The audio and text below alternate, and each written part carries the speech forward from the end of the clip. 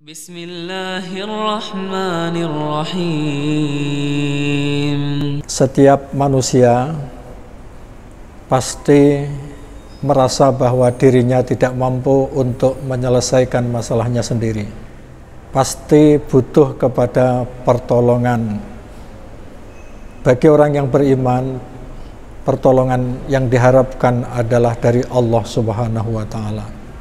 Karena kalau Allah memberi pertolongan, maka pasti akan mudah mencapai apa yang diinginkan.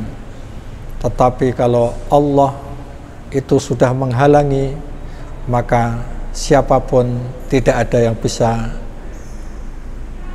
mencapai apa yang diinginkannya.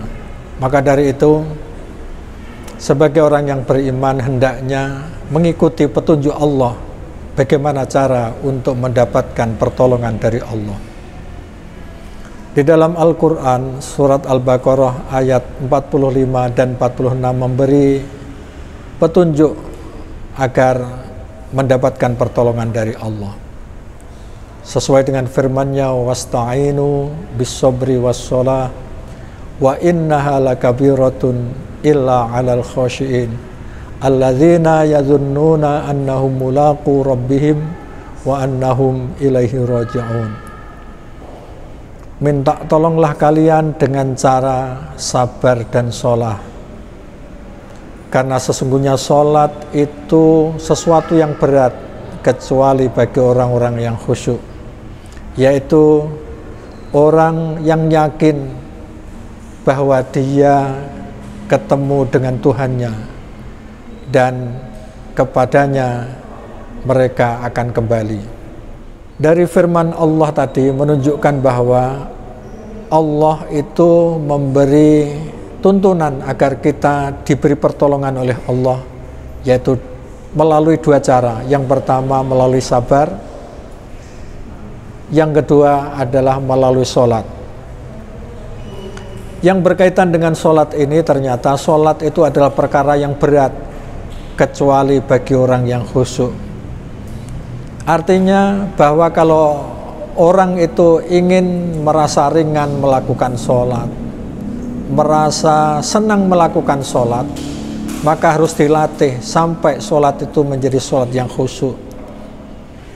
Khusyuk itu menurut bahasa artinya adalah tunduk, merendahkan diri. Artinya kalau orang itu sholatnya khusyuk, itu dimulai dari fisiknya, dimulai dari cara untuk melakukan sholat, yaitu ketika sholat menundukkan diri, pandangan selalu melihat ke tempat sujud, tidak banyak memandang ke kanan dan ke kiri, termasuk tidak banyak bergerak. Itu tanda fisik. Yang kedua adalah melalui lisan. Lisannya harus mengucapkan dengan ucapan-ucapan yang jelas, meskipun tidak mengganggu orang yang sholat di sekitarnya. Dan yang terakhir khusyuk itu adalah dengan hati, artinya hatinya banyak mengingat Allah Subhanahu wa Ta'ala.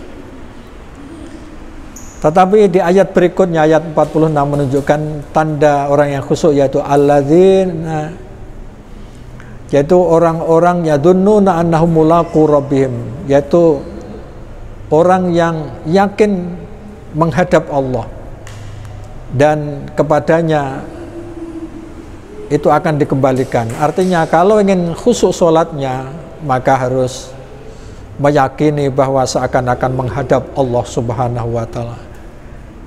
Maka kalau orang itu menghadap ke Allah, di depannya seakan-akan ada Allah, maka mereka akan bisa khusyuk, tunduk, tidak bisa berpaling, karena Allah mengetahui yang terlihat bagi manusia maupun yang tersembunyi.